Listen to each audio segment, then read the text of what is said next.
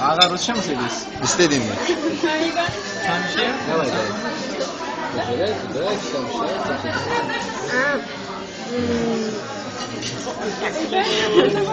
Я Сгей Фатма желаю вам счастья, здоровья, удачи, чтобы вы всегда друг друга любили, чтобы вы были рядом с друг другом и поддерживали друг друга во всех ваших...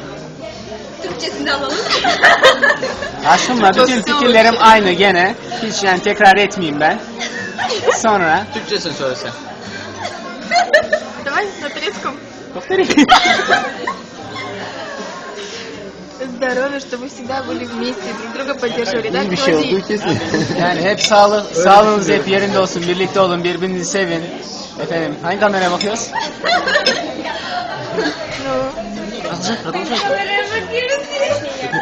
Teşekkürler. Вот, и всего самого лучшего.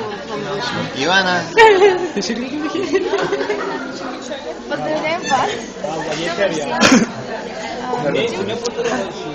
Первое, конечно, что нужно пожелать, это душевного равновесия. Чтобы в душе всегда был мир, спокойствие, если это будет.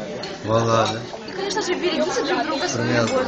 Такая же красивая пара, чтобы была как и всегда. С Новым годом, Кутбулсу. Alkış, alkış. Benimki biraz uzun. O zaman hiç gerek yok. Bir yıl daha bitti ama sakın üzülmeyin zaman çabuk geçiyor diye. Unutmayın ki herkes aynı şeyi yaşıyor. Bu yılın sonunda geriye baktığınızda umarız harika bir yıldı dersiniz. Dileğimiz bugün dilediğiniz tüm dileklerinizin gerçek olması. Geleceğinizi oluşturacak her yeni gün bir önceki günden daha güzel isteklerinize uygun ve sizi mutlu edecek şekilde olsun. Doğum gününüzde en içten dileklerimizi de kutluyoruz. Bildiklerinice yaşlar. Alkış. Davetiyesi gibi oldu ya sonunda düğünümüze sizi bekliyoruz.